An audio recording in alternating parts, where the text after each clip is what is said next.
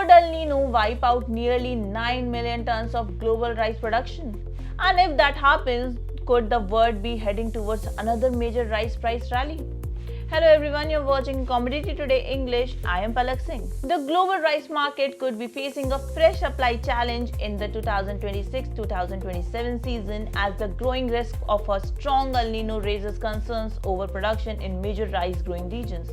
According to a new report, global rice output could fall by around 9 million tons in 2026 to 2027 if El Nino significantly impacts weather conditions across key producing countries. Why does this matter? Rice is one of the world's most important staple crop, and any major production loss could quickly tighten global supplies. El Nino can bring hotter and drier conditions to part of Asia, affecting rainfall, water availability, and ultimately rice yields. The biggest concern is for major producers and exporters across Asia, including India, Thailand, Vietnam, and Southeast Asian markets.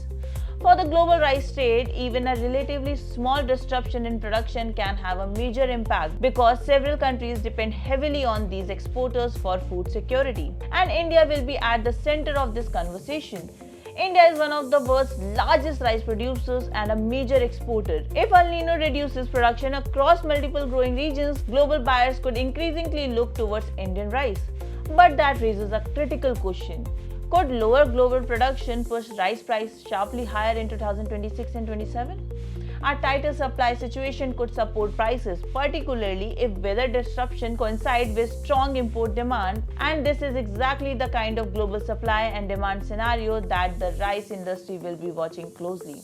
At Bharat International Rice Conference 2026, industry leaders, exporters, buyers, and policymakers will have an opportunity to discuss the changing global rice market, including production risk, climate uncertainty, global demand, and the outlook for rice prices.